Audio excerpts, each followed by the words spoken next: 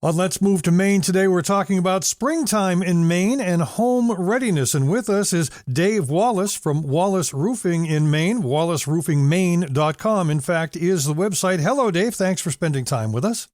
Yeah. Hi, Mark. Thank you very much. Yeah, we're excited to talk about moving to Maine. Let's have a good conversation. Indeed. So for the winter of 2024/2025, how would you compare that to, say, the last couple of winters in the state of Maine?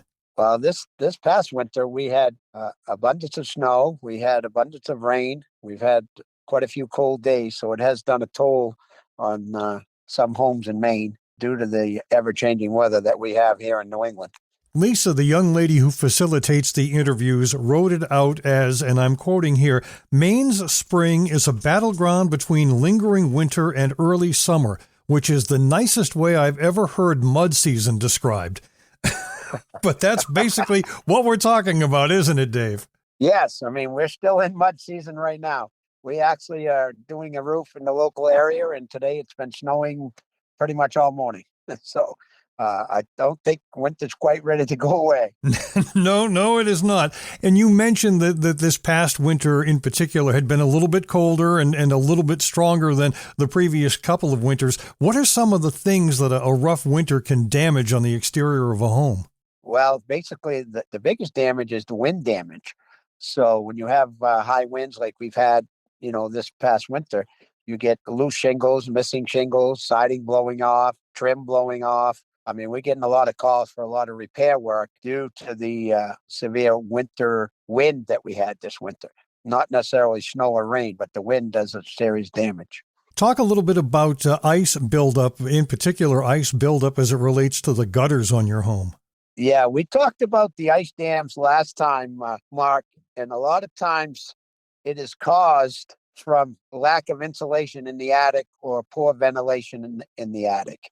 Ice dams form. What happens is you get an area at the back of the house to say that doesn't get any sun all winter long, and it melts a little bit, then it freezes back up, then it melts again, freezes back up. That's what's causing the ice dams. To prevent a lot of ice dams, what you can do is add additional insulation in the attic, or double check your ventilation on the home itself. Obviously, snow and rain does affect your shingles long term. It's not, one or two winter storms that are going to affect it, but it's the long term effect from the ice backup. When you get water in the house, obviously it could be a shingle issue, but 90% of the time it's a ventilation issue or an insulation issue, I should say. If you drive around in a neighborhood shortly after a snowstorm, you can usually tell by the amount of snow that is or is not on the rooftops as to which houses are better insulated. Because if the snow is already melted, that means you're losing a lot of heat through that roof, right? Yes, absolutely. Or if they have a metal roof, it's going to melt a lot faster than it would be on a shingle roof. But definitely, if you've got snow up there and it's not melting and very fast, your insulation is pretty well up there. And as we transition to springtime in Maine, when that snow does eventually melt off the roof, what about things that you find underneath the snow after the fact and after the cold weather has gone? As far as doing an inspection on the roof, Mark? A roof inspection as far as damage or moss or algae or anything that is left over that survived under the snow blanket. So I tell people a couple of things. The easiest way to inspect your roof is to walk around the home and see if there's anything on the ground. Then obviously you can look up and see if there's shingles that are missing or loose, or if any of the ridge cap is blown off. You're going to have some debris on the ground, most likely somewhere. That's an indication you've got some shingle issues up there. And should those homeowners hang on to that debris for you to take a look at? Yeah, I mean, that's definitely helpful, but they should definitely get a roof inspection. Most roofing companies now are doing free roof inspections or free estimates, if you will. So it doesn't hurt to get somebody out there that has a safe ladder and that can actually get on the roof. We're actually using a lot of drones now to do inspections as well. Don't even have to get on the roof anymore. I would think it would go without saying, but I'm going to say it anyway. As Dave said, you want a professional roof inspection, and beyond a safe ladder, you don't ever want to hire anybody that is not properly insured to be walking around on your rooftop. Correct. Let's talk a little bit about the wind and the cold that you mentioned during the winter months. There's a fair amount of coastline in the state of Maine, and that wind sometimes coming across the ocean. What kind of damage can that do right along the immediate coast? Well, again, it's not even just on the coast, Mark. It's inland as well. If you get 40, 50 mile an hour winds, which we have had this past winter, you're going to see some shingle damage and some losses. We do a few more things now to prevent that from happening in as much. We do what we call hurricane nailing, or we do high wind nailing. So we'll talk about 20 years ago, we used to put 4 nails per shingle. Now, most installers are putting 6 nails per shingle, which is certainly helping the wind loss. And then another thing we do, it's called ice and water shield that goes underneath the shingles. We are using a lot more of that. So if a shingle does blow off, you have that secondary thing that will stop you from leaking to get in the house till you get the shingles repaired. So there's a layer between the shingle and the actual rooftop material, whether it's wood or whatever? Yes, correct. We call it a safety net. It's called ice and water shield. It's a sticky back, goes underneath the shingles. All right. Let's talk a little bit about some of the services that Wallace Roofing offers to homeowners in the state of Maine. What's the difference between the regular gutter and a seamless gutter?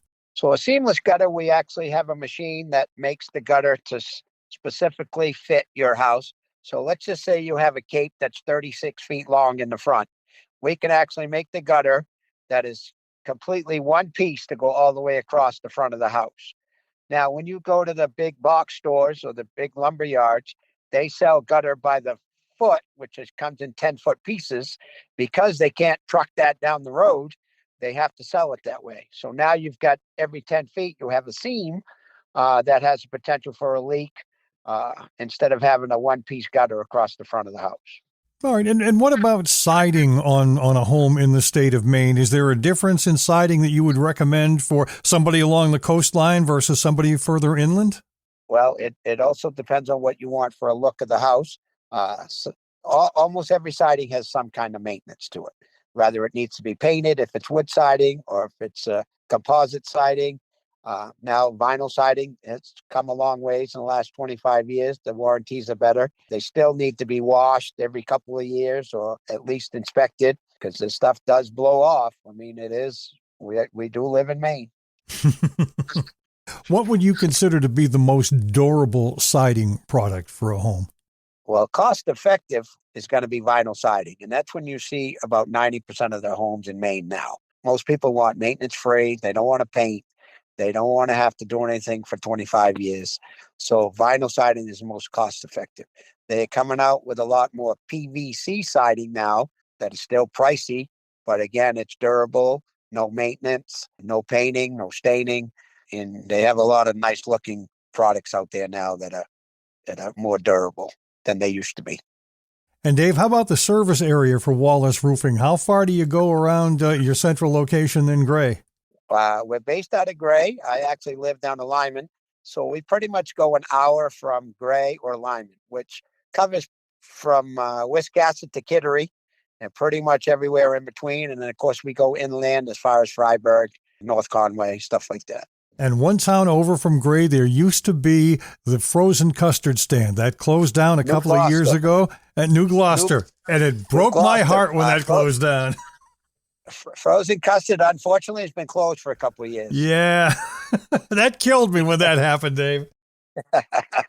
Yeah, I know the owner very well. We actually did the roof on the custard building a couple of years ago. It's funny you said that. That's funny.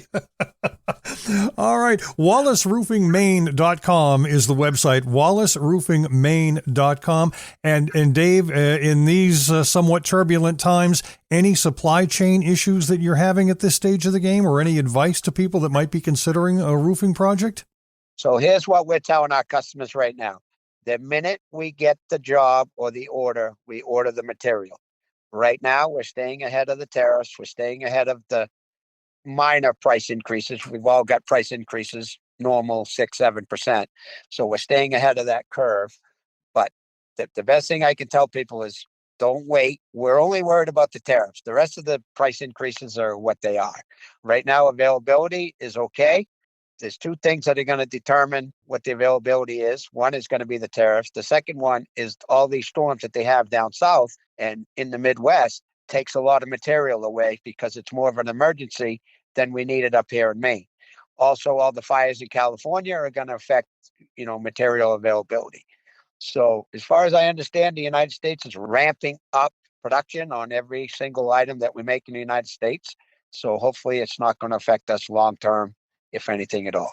We do know all metal prices are going to be going up, anything that's aluminum, metal roofing, because of a lot of it's coming out of Canada. We're all worried a little bit. People are still going to have to get their job done. It's just a matter of what it's going to cost everybody. Dave Wallace, Wallace Roofing, talking about springtime in Maine and making sure your home is weather tight. As always, we thank you for spending time with us. All right, Mark, we appreciate it. Once again, the website, wallaceroofingmaine.com. For Let's Move to Maine, I'm Mark Erickson.